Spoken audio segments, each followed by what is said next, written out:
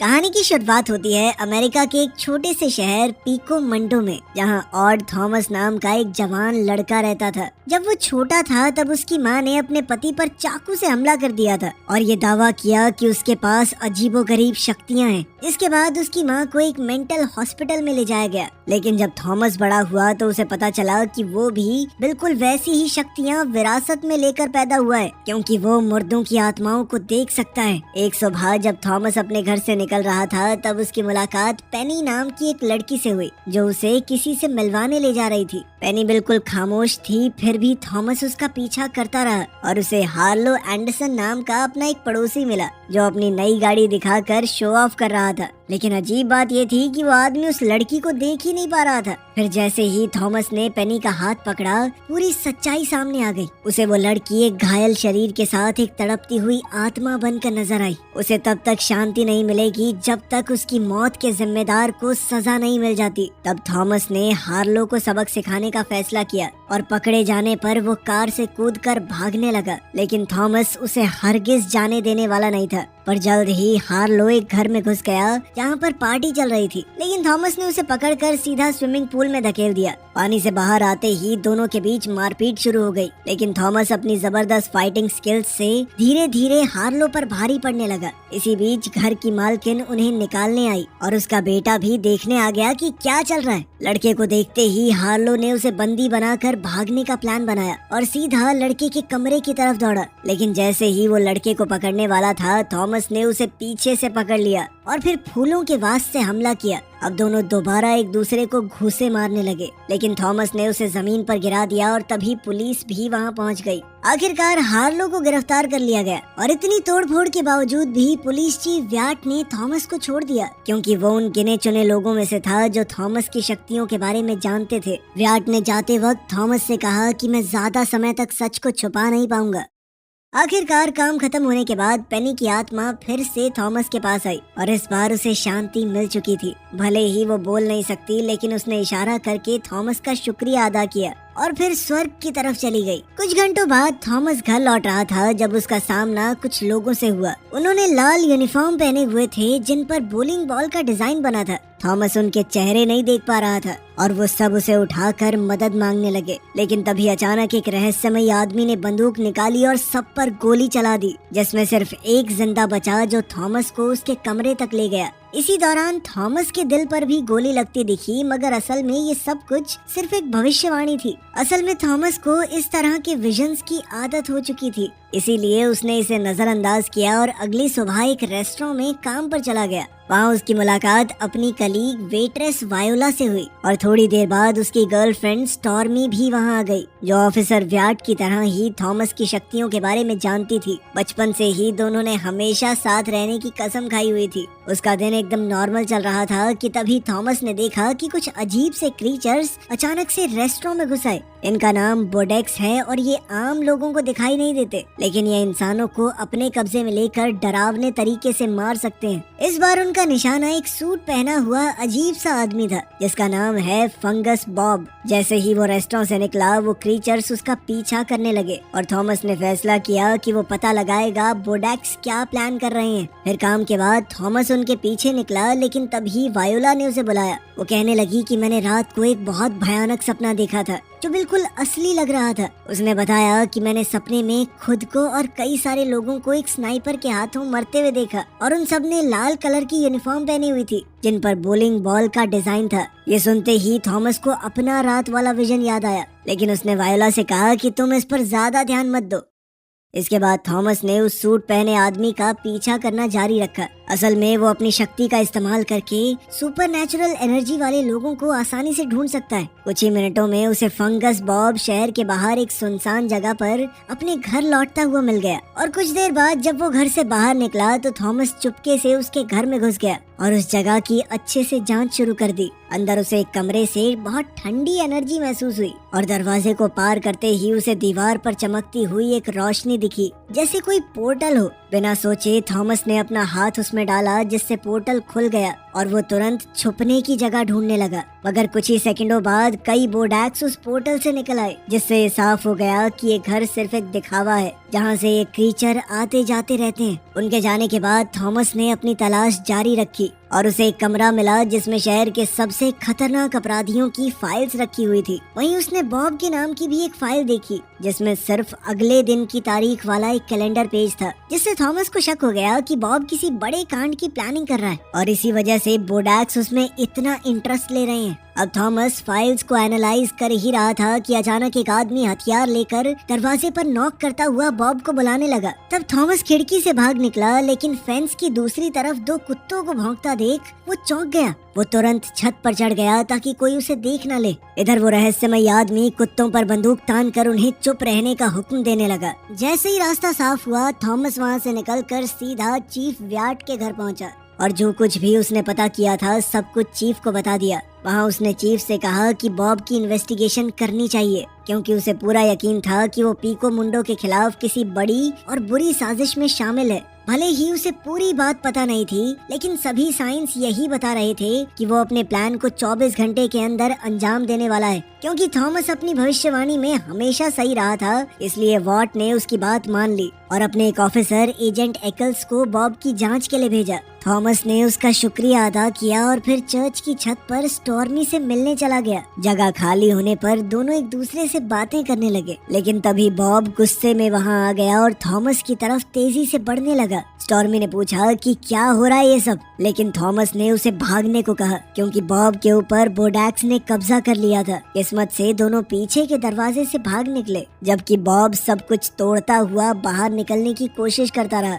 वो दोनों एक स्कूटर पर भाग निकले और रास्ते में थॉमस ने चीफ व्याट को सब कुछ बता दिया। हालांकि व्याट इस वक्त अपनी बीवी के साथ बिजी था, लेकिन फिर भी उसने अपनी टीम को तुरंत भेज दिया। लेकिन जब पुलिस वहां पहुंची तो उन्हें सिर्फ एक तबाह हो चुका चर्च मिला। वहां बॉब का कोई नामो निशान या फिंगरप्रिंट नहीं था। खैर चीफ ने इन्वेस्टिगेशन जारी रखने का वादा किया और शाम खराब ना हो इसलिए थॉमस और स्टॉर्मी एक रेस्टोरेंट में डिनर के लिए चले गए। उनकी डेट अच्छी चल रही थी कि तभी थॉमस का एक दोस्त एजी वहां पर आया और बोला कि वो उसका ऑर्डर किया हुआ पैकेज लेकर आया है। पैकेज खोलने पर थॉमस ने एक नेकलेस देखा जिसमें आयरन प्लेट लगी हुई थी। ये उसने अपनी सुरक्षा के लिए बनवाया था, क्योंकि अपने ही सपने में उसने खुद को छाती पर गोली लगते हुए देखा था। पैकेज लेने के बाद वो दोनों घर लौटने लगे, पर तभी थॉमस को फिर से अजीब सा महसूस हुआ और वो एक बोलिंग एली की तरफ खींचा चला गया। इससे स्टॉर्मी घबरा गई, क्योंकि ये तो एक साइन था कि थॉमस की विजन सच होने वाली है। इस पर थॉमस ने कहा कि यहाँ के एम्प्लॉय ग्रीन यूनिफॉर्म पहनते हैं, रेड नहीं, इसलिए कुछ नहीं होगा, चिंता मत करो। लेकिन जब दोनों अंदर गए तो यूनिफॉर्म लाल निकले। इस बात से घबराकर थॉमस ने तुरंत व्याट को फोन किया, जिसने अपने एजेंट वार्नर को वहां भेज दिया। कुछ ही देर में वार्नर वहां आ गया, लेकिन उसे ना तो थॉमस पसंद था और ना ही उसे इस बात पर यकीन था कि इसके अंदर किसी तरह की ताकत है। वो थॉमस से सवाल करने लगा तो स्टॉर्मी ने अपनी खूबसूरती का जाल बिखेरते हुए उसके टैटूज की तारीफ कर दी। अब वार्नर ने बहुत खुश होकर अपने टैटूज दिखाने शुरू कर दिए, लेकिन फिर उसकी बात को बीच में काटते हुए स्टॉर्मी जल्दी से बहाना बनाकर थॉमस को अपने साथ ले गई और दोनों घर चले गए। लेकिन थॉमस अभी भी बॉब के असली प्लान के बारे में कोई ठोस सबूत नहीं ढूंढ पाया था। फिर थॉमस को वायोला का बोलिंग एली वाला सपना याद आया और उसने और ज्यादा जानकारी के लिए उसके घर जाने का फैसला किया। वहाँ पहुंचकर उसने वायोला से उसके सपने के बारे में पूछा। वायोला बताने लगी कि मैंने तो बोलिंग एली के चारों तरफ लाशें देखी थी, जहाँ पूरा फर्श खून से भरा हुआ था। इस विजन को दोबारा याद करके भी वायोला डर गई और अब तो उसे लग रहा था कि शायद वो भी उन्हीं लाशों में से एक होगी। अपनी और अपनी बेटियों की जान को खतरे में देखकर उसकी सांसें फूलने लगी। तब थॉमस ने उसे सलाह दी कि बिना किसी को भी बताए अपनी बेटियों को लेकर कहीं और चली जाओ। वायोला मान गई और लड़कियों को तैयार करने चली गई। लेकिन तभी थॉमस ने देखा कि और भी बोडैक्स घर में घुस रहे थे और वायोला के बच्चों की हिफाजत के लिए थॉमस ने उन क्रीचर्स को ना देखने का नाटक किया जब तक वायोला अपनी बेटियों के साथ सुरक्षित घर से निकल नहीं गई। इसके बाद थॉमस और स्टॉर्मी वापस घर की तरफ तरफ बढ़ने लगे। तभी अचानक सड़क के पास किसी की चीखने की आवाज आई। थॉमस तुरंत देखने गया कि क्या हुआ। उसने वहाँ लिसेट नाम की एक लड़की को देखा जिसके पीछे 2 कुत्ते पड़े हुए थे। वो लड़की पूरी ताकत से भाग रही थी, लेकिन कुत्तों ने उसे पकड़कर बुरी तरह से हमला कर दिया। थॉमस थोड़ा लेट पहुंचा और तभी केविन नाम का एक आदमी बंदूक लेकर वहां आया और उन कुत्तों को गोली मार दी। उन्हें ध्यान से देखकर थॉमस समझ गया कि ये वही कुत्ते हैं जो बॉब के घर पर थे और उसने तुरंत पुलिस को फोन कर दिया। पुलिस के आते ही व्याट ने अपनी टीम को बॉब को ढूंढने का ऑर्डर दिया और केविन को पूछताछ के लिए ले जाने को कहा। फिर उसने थॉमस और स्टॉर्मी को घर जाने को बोल दिया, लेकिन जाने से पहले थॉमस ने अपना आयरन टैग वाला नेकलेस व्याट को दे दिया, ये सोचकर कि पुलिस ऑफिसर को इसकी ज्यादा जरूरत है। फिर कुछ देर बाद थॉमस ने स्टॉर्मी को घर छोड़ दिया और अपने अपार्टमेंट लौट आया, जहाँ उसने जमीन पर एक बंदूक पड़ी देखी। वो समझ गया कि कोई तो उसके घर में घुसा है, लेकिन तभी उसने अपने बाथटब में बॉब की लाश देखी। वो कई घंटों से मरा पड़ा था। ऐसा लग रहा था मानो उसे जानबूझकर यहाँ तक लाया गया हो। तब जाकर थॉमस को समझ आया कि चर्च पर हमला करते वक्त बॉब की आत्मा उसका पीछा कर रही थी, इसीलिए वहाँ पर कोई फिंगरप्रिंट नहीं मिले और जिसने भी बॉब को मारा था वो अब थॉमस को फंसाने की कोशिश कर रहा था। इस हालत में थॉमस को पता था कि अगर उसने पुलिस को भी फोन किया तो उसे ही गुनहगार मानकर गिरफ्तार कर लिया जाएगा। इसीलिए उसने लाश को कपड़े से ढककर शहर की एक पुरानी सुनसान फैक्ट्री में ले जाने का फैसला किया। इसी बीच व्याट अपनी पत्नी के साथ शाम बिता रहा था जब दरवाजे पर दस्तक हुई। उसे लगा कि ये थॉमस है तो वो दरवाजा खोलने गया, पर तभी एक अनजान आदमी ने उसके सीने में कई गोलियां मार दी और उसे जमीन पर गिरा दिया। फिर शूटर भाग गया और व्याट की बीवी ने तुरंत एम्बुलेंस को कॉल किया। उस वक्त थॉमस ने फैक्ट्री में बॉब की लाश को छुपा दिया था। जब उसे व्याट पर हुए हमले के बारे में पता चला तो वो उसे देखने के लिए हॉस्पिटल भागा। वहाँ पहुंचकर व्याट की बीवी ने उसे गले लगाकर कहा कि आज तुम्हारी वजह से मेरे पति की जान बची है। इसके बाद व्याट की बीवी ने थॉमस को आयरन प्लेट वाला नेकलेस दिखाते हुए बताया कि 2 गोलियां तो इसमें ही रह गई, लेकिन एक उस नेकलेस को चीर कर निकल गई और अब डॉक्टर्स व्याट को बचाने की पूरी कोशिश कर रहे हैं। तब थॉमस को एहसास हुआ कि लोग एक एक करके मारे जा रहे हैं और अब तो उसके दोस्त भी खतरे में हैं, तो उसे जल्द से जल्द पता लगाना होगा कि इस सब के बीच में क्या कनेक्शन है, क्योंकि बॉब की फाइल में जो तारीख लिखी थी वो कल का ही दिन है, तो जो भी होने वाला है वो कल होगा। अब व्याट की मदद के बिना थॉमस ने खुद ही एक्शन लेने का फैसला किया और बॉब के घर में उस पोर्टल को देखने वापस चला गया। वहाँ कंप्यूटर को चेक करते ही उसे वहशी क्रीचर्स और काले जादू के बारे में कई पेजेस मिले, जिससे पता चला कि बॉब काला जादू करना सीख रहा था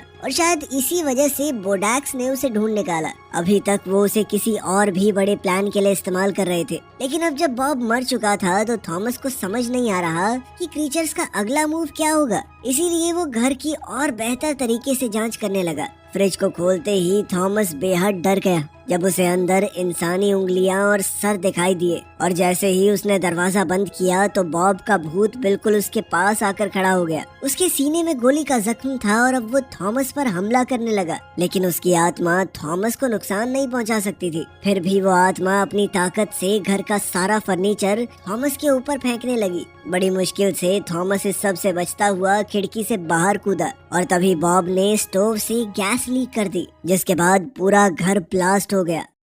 खैर थॉमस ने इस सब में एक बड़ी अजीब बात महसूस की कि बॉब को भी बिल्कुल उसी जगह पर गोली मारी गई थी जहां पर व्याट को लगी है। इससे उसे यकीन हो गया कि दोनों पर एक ही आदमी ने हमला किया था। इसीलिए वो बॉब की लाश को दोबारा चेक करने के लिए पुरानी फैक्ट्री में लौट आया, जहाँ गंदी बदबू के बीच उसे बॉब की स्किन के ऊपर POD नाम से टैटू मिला। ये देखकर थॉमस को वर्नर के उसी टैटू की याद आई। उसे याद आया कि POD यानी कि प्रिंस ऑफ डार्कनेस, ये कुछ ऐसे लोगों का गुट था जो शैतान को पूजते थे। अब जब एक और सुराग मिल चुका था तो थॉमस वार्नर को ढूंढने निकल पड़ा, पर तभी उसकी शक्तियाँ उसे सीधा मॉल की तरफ खींच कर ले गई, जहाँ स्टॉर्मी आइसक्रीम शॉप में काम करती थी। अपनी गर्लफ्रेंड के लिए खतरा महसूस होने पर थॉमस तुरंत मॉल के अंदर घुसा और रास्ते में एक बेसबॉल बैट उठाते हुए सिक्योरिटी रूम की तरफ बढ़ा। कंट्रोल रूम पहुंचते ही एक नकाबपोश आदमी बंदूक के साथ भागने लगा, लेकिन थॉमस ने उसके सर पर जोरदार हमला करके उसे गिरा दिया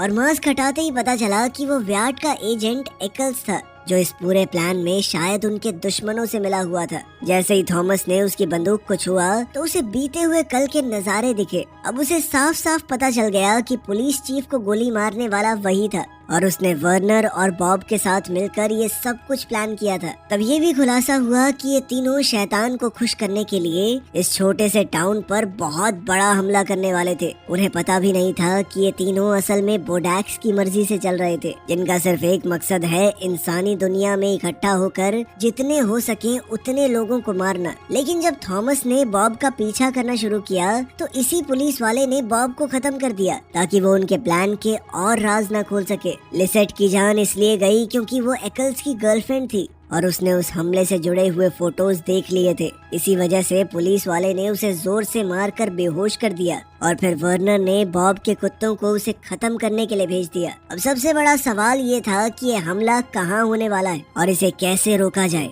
इसीलिए थॉमस वर्नर को ढूंढने निकल पड़ा, लेकिन उससे पहले उसने सोचा कि मैं स्टॉर्मी को सावधान कर देता हूँ। और तभी उसने देखा कि बोलिंग एली के कुछ एम्प्लॉयज मॉल में लंच करने आ रहे थे और तभी वायोला भी अपनी बेटियों के साथ वहाँ पहुँच गई। उसने थॉमस को बताया कि मैं वापस आ गई, क्योंकि उसके बाद कुछ भी अजीब नहीं हुआ। इन सब चीजों को जोड़कर थॉमस एक भयानक सच को समझ गया कि अब हमला मॉल के अंदर ही होने वाला है। बिना एक भी सेकंड गवाए उसने वायोला और उसकी बेटियों को वहाँ से निकलने को कहा और खुद वर्नर को ढूंढने निकल पड़ा। तभी अचानक छत में एक बड़ा सा पोर्टल खुल गया जिसमें से दर्जनों बोडैक्स निकलकर पूरे मॉल में फैल गए ताकि होने वाले हमले को देख सके। कुछ पल बाद थॉमस को एक औरत की चीख सुनाई दी जो कह रही थी कि एक हथियारबंद आदमी सब पर हमला कर रहा है। लोग घबराकर एग्जिट की तरफ भागने लगे, लेकिन तभी सिक्योरिटी रूम का एक मैकेनिज्म एक्टिवेट हो गया और सारे दरवाजे लॉक हो गए। फिर एक दूसरे नकाबपोश आदमी ने बंदूक निकालकर हर तरफ फायरिंग शुरू कर दी,